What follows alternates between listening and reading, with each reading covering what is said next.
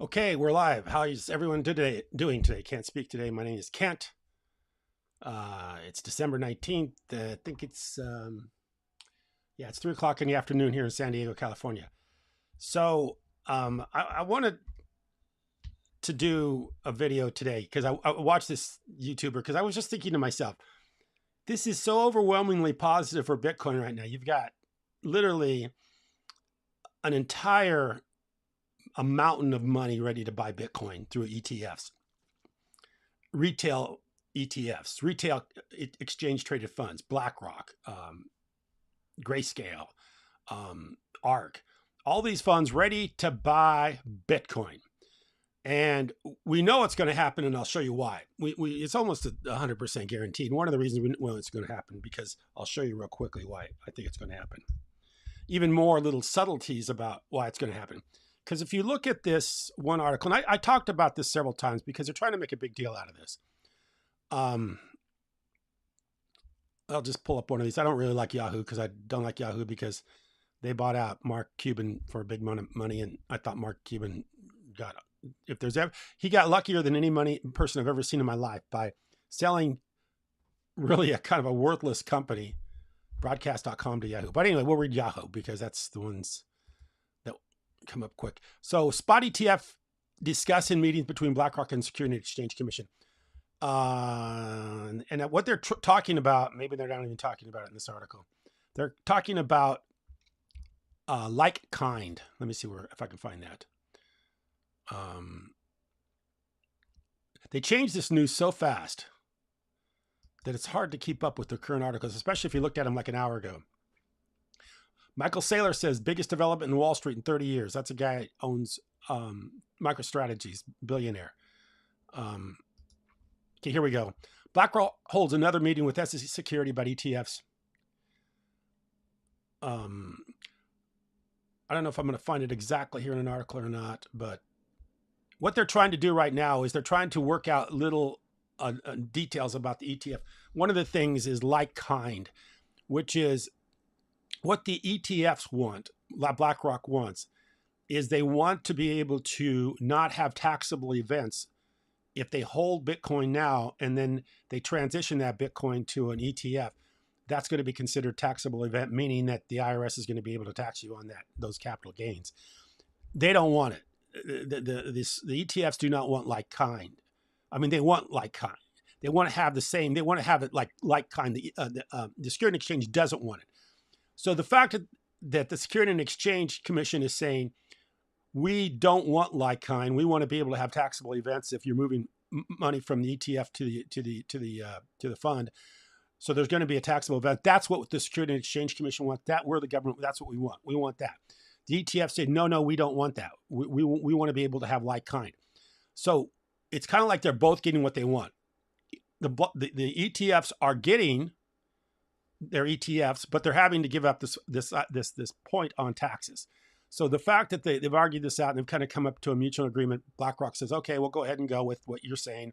We're going to go and have to declare some of this money that we've gained in owning Bitcoin as taxable gains that it's going to be passed on to the consumer, and we'll go ahead and go with that. But then again, they're saying, but we're getting something out of this too, which means we're getting the ETF. So they've kind of come to this mutual agreement. They're both getting something, but they're both losing something, which is the way agreements generally get made. Somebody gives and somebody takes, and then we come to an agreement. So we all can come out of this thing feeling good that we both got something out of it. So the Securities and Exchange is going to get a bunch of taxes for the federal government, and BlackRock's going to get an ETF. So that's why I'm pretty much sure this is almost guaranteed to get done. So that's my position. I think it's going to get done. And so I'm very bullish on it. But then I watched, and not just because I wanted to find the other side of what the other side of the coin is, what everybody else is thinking, however because I always know there's a contrarian out there. Somebody's going to say, oh, we got the ETFs coming, we got the halving coming. Bitcoin has gone up 15% in the last 30 days, 14.7% in the last 30. So it's going up, skyrocketing up. It's going a lot higher, 158% in the year. It's the best investment you could have made the past year. But there's got to be somebody out there saying, no, this is the bad time to buy. Even though everything is stacked in your favor, there's always got to be that person out there, and they always got to make content on YouTube because obviously that's what people are going to watch. If you want, whatever point of view you have, you can find it on YouTube. If you think Bitcoin's a good idea, you're going to find tons of that video. If you think Bitcoin's a bad idea, you're going to find tons of those videos. But I just want to go through this one video that this guy, because I've never watched this person before, but I just thought, well, I'm going to find somebody and I found a title where this guy says, watch this before you buy another Bitcoin or crypto. So basically what he's basically saying is be careful. Don't buy it. Watch this before you buy it. So it's a clickbait thing. It's a clickbait thing. And this is and I don't even know who this person is. It's called Altcoin Daily. They got 1.37 million subscribers. They got a lot of, this video's gotten 86,000 views in 21 hours. My entire channel has, oh gosh, I don't even know how many views I got, but I think probably less than 1 million views in my entire channel. In the history of my channel. This one video's got 86,000 views. So it's an incredible, and the thought process this person goes through. Now, I think this is someone that's getting a lot of views. A lot of people are listening to this person. A lot of people watch this video. So this carries some weight. And this is how people get so gullible with what they listen to and how they will entertain ideas that just don't make any sense. And I'm going to skip through this thing real fast because I've watched the whole 8 minutes and 36 seconds. If you want to watch it, you can watch it. It's watch this before you buy another crypto. But I just want to go through this person's logic and see what they're thinking. So you see that I played this the other day. This is the ad that one of these people are running about Bitcoin because they're trying to, it's advertising Bitcoin right now before the ETF hits. So I don't know who these guys, I don't know if they got an ETF or not. But anyway, they're running this guy. He used to do those beer commercials. He's kind of a debonair kind of guy. And now they're using him as a spokesperson for Bitcoin. But listen to this commercial. This it's good. And it's being played around the world. They wouldn't be spending this money if they didn't think they're going to get their ETF. Here we go. I think it's Bitwise. Here we go. You know what's interesting these days? And I will share. Okay, so this guy's showing you that, yeah, they're putting big advertising monies into this Bitcoin advertising. And not only are doing, and then he goes on and says that there's been other advertisements that way. And for marketing has marked a local crypto top. Remember, near the top of 2017. So then at the top of 2017, they were doing the same thing. They had this guy, they were doing some exchange was doing this advertising. So he says his logic is every time they do these advertisings for Bitcoin, it usually turns out badly and the market crashes. That's the logic this guy's trying to take. So he's going through all these different ads that have happened in the past, and every single time they have an ad, the price goes down. eToro released this. It was massive. But while many people thought, wow, finally the world will know. Okay, so he's kind of comparing it to the ETF today. About cryptocurrency, they'll probably onboard into eToro and crypto in general and finally start investing. Bitcoin's going to continue going up. I got to break it because I don't want to get copyrighted on this guy. Well, actually, this commercial got released in response to the hype, not preceding the hype, but as a response to the hype, and crypto only went down. Okay, how crazy is this? He's comparing a crypto ad to the fact that it dropped crypto after the ad because everybody was thinking it was going to go up, and now they played the ad and the thing went down. I mean, that's kind of what he's doing. And he did the same thing with this ad. Let's see if we can pull this one right here. I'll play a little bit of this one. Look into the camera, and then you say, oh. No, yeah, you're right. Game of Thrones at the time was insanely hot. Game of Thrones. Okay, so they're playing on the Game of Thrones to advertise crypto. Hodor returns a new HODL campaign. No more carrying, no more saying that word ever again. I'm a serious actor. I have depth. Get a little farther along on this thing. Okay, let's see what he says about the analysis of that commercial. Thought, all right, all the bears who have needed to sell have sold. They have exited the market. The commercial just aired. This virality is going to lead to huge awareness, huge buyers in the market. And what happens? The market goes down. Bitcoin then collapsed 50%. Of course, when Coinbase IPO'd. Okay, so this guy's correlating the market to this advertising that's going on.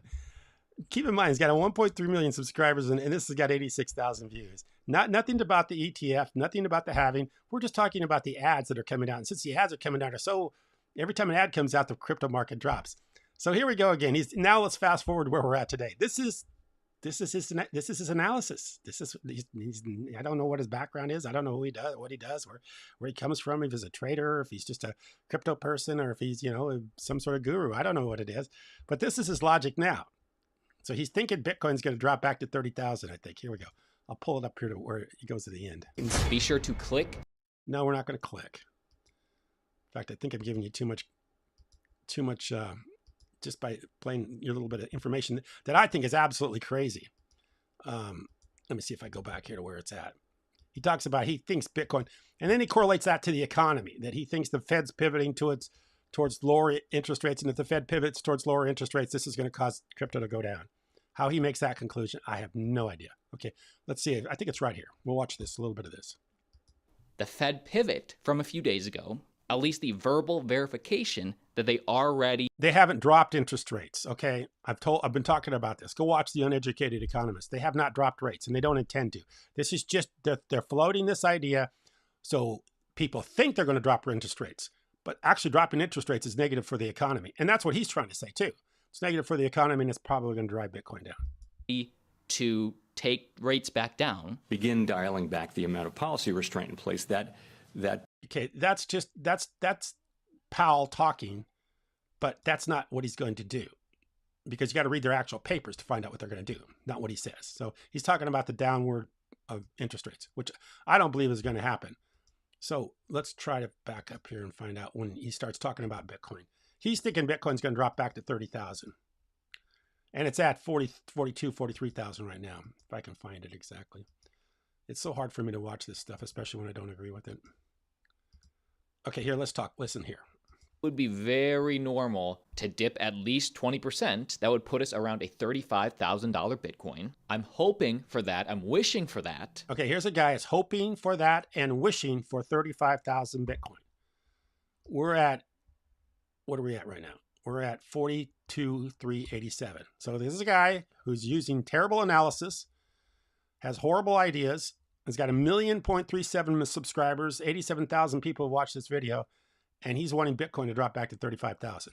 Has always been a great time to accumulate. But what could make us dip greater? Okay, and he's even thinking more than 35,000. The Fed pivot from a few days ago. The Fed pivot, which they're not pivoting. They're just floating the idea, making you think they're going to pivot, so you act that way in that respect. So they're actually trying to, it's like propaganda. They're throwing something out there, knowing people are going to react in a certain way to it without actually doing it. And that's what they're doing. And this guy's bought into this. Okay, he's bought into the advertising. Every time they advertise it, it goes down. He's buying into the fact that the Feds are going to lower interest rates, which means it's going to go down. And the fact that Bitcoin, he's looking at a chart and saying it's really high right now, it's going to go down. And he's got 1.37 million subscribers. So this is the kind of junk people listen to and buy into. So I just want to point this stuff out. Man, you got to be careful what you're listening to on YouTube. You got to be very careful what you listen to, because this guy's got 1,000,003 subscribers. He's getting 80, 90,000 views. And this was just a few hours ago he put this video up. 21 hours, not even a day, not even 24 hours ago he put this up. He's got 87,000 people watch this. Keep watching the video. Thank you. Please keep watching, because you know what? While you're selling, I'm buying. And I just want to keep that thing going. Just keep it going. I want you to keep saying the things you're saying, because it's just helping the people that really know what's going on. So let's take a look here. See if I've got anybody that has commented. Oh, Lenny commented. How you doing, Lenny? So Lenny says, I'm surprised you don't know altcoin daily. No, I do not. And I'm telling you, after watching that video, I'm not going to start watching him. I've been watching him to 2017.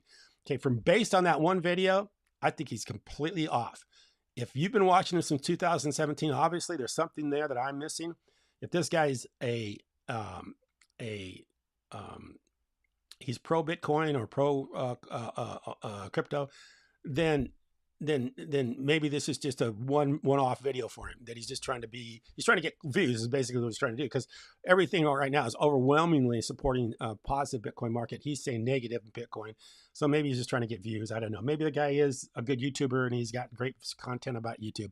But from what I saw with that one, I'm very suspicious. Okay, Lenny's put another one up. Okay. Kent, he isn't the only one YouTuber touting lower prices. I agree. And that's what I'm trying to say. That's my whole point here. There's a lot of people out there saying the just exact opposite. But we're going to find out very soon, because the ETFs are coming up here very, very soon. So if these guys are right, that this is just all overhyped and that we're going back to $35,000 or $30,000 Bitcoin, we'll see. We're all going to find out very soon. So I don't know if I'm going to ask you a question. I don't know if you can post it very quickly. Is he generally bullish, or is he generally bearish on Bitcoin? Or is this just kind of a one-off video for him? And I'll wait for your response. Lenny, don't let me down here. This is a pro guy, or well, let's go back to his videos.